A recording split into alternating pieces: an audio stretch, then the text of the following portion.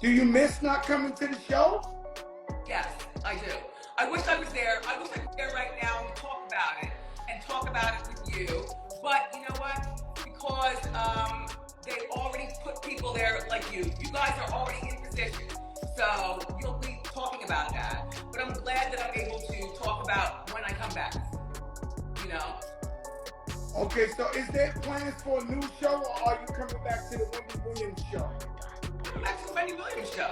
Absolutely. Absolutely. Wow. Because I know they were talking about Sherri Shepherd taking over the show, a new what? But I won't be watching her because I know what she's going to be doing, and that's really not my thing. You know.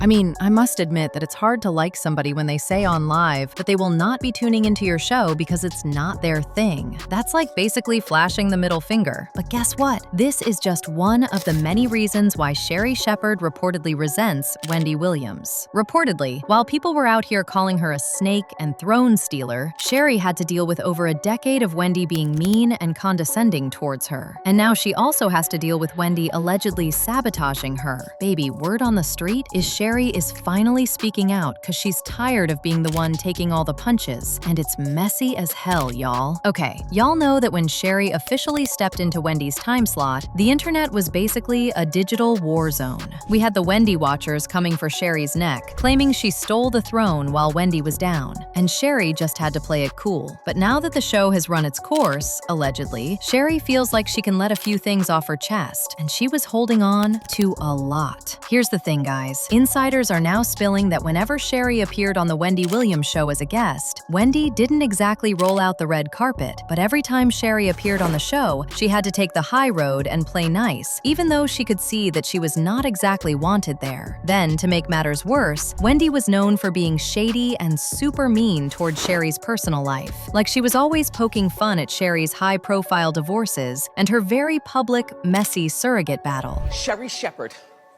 Sherri. Sherri. Sherri.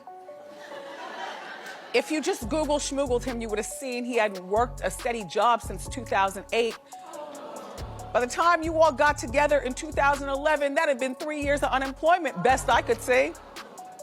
And I get it that he's good friends with Niecy Nash, and Niecy was having a barbecue, and you thought, you know, sometimes you feel as if you have a decent friend, that anybody who's gonna be at the barbecue is gonna be a decent person. Now, imagine having to play nice and guest host for someone who spent years using your personal trauma as hot topics to entertain millions. But guess what? Sherri continued to show up not just as a guest, but the host who held it down when Wendy could no longer host. And that's when things actually went from bad to worse. Guys, you have to remember that Sherri didn't just get a new show. She moved into Wendy's literal personal space, and they filmed in the same studio with much of the same crew. And it was hard. Just imagine the awkwardness of working with a staff that spent over a decade catering to Wendy's specific needs. Actually, rumor has it that Sherri felt like she was constantly being compared to a ghost. And who knows, maybe this is why one of the first things she did after landing the show was fire Wendy's producers David Perler and Suzanne Bass. According to reports, the decision to fire the executive producers came directly from Sherri, and maybe she only did that to protect her sanity. In addition, other than dealing with the staff, Sherri also had to deal with Wendy watchers. I mean, soon after Sherri took over the time slot, she dealt with constant social media attacks, calling her a seat stealer and a snake. She literally had to smile through the "I miss Wendy" comments every single day.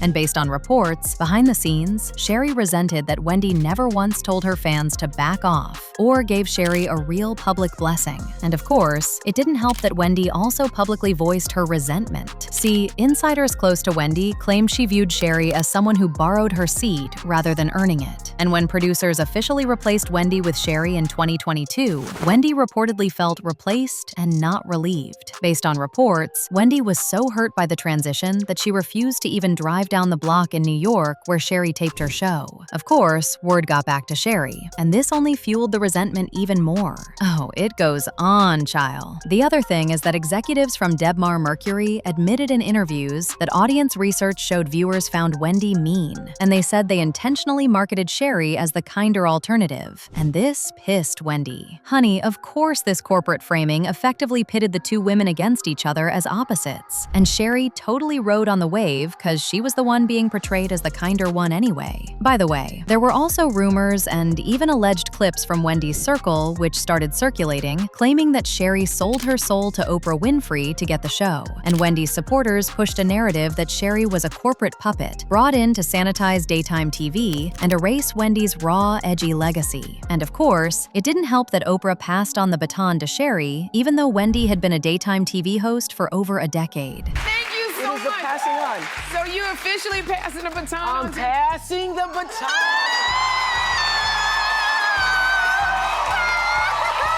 Sherri even said that Oprah was keeping track of the show, and she called Oprah every time she was not sure of something. In her words, Oprah was the one who taught me to advocate. I sent her all of my ratings and what I do on the show. She called me back and said, you know what? They want me to come on with the other cast, but I'm coming by myself. We're going to have some fun. Even Oprah knew what a big deal this was for her to come by herself. I couldn't have done what I did if it was the entire cast of The Color Purple. Her being there really made people look at my show and go, oh. Now, we know that Wendy has never really been a fan of Oprah, and she's one of the only people who has ever called Oprah out. So, for Oprah to have that moment with Sherri, that was definitely a slap on Wendy's face, and one of the things that reportedly escalated the tension. I've also heard that the other reason why Sherri resents Wendy is because as much as she tried her best to be cordial, the producers allegedly started frustrating her because Wendy was in their ear. There were even reports that the relationship with Sherri and Debmar Mercury soured sometime last year. And despite the show having good ratings and a revenue surplus, Sherri's contract was canceled prematurely, and she was totally blindsided. Apparently,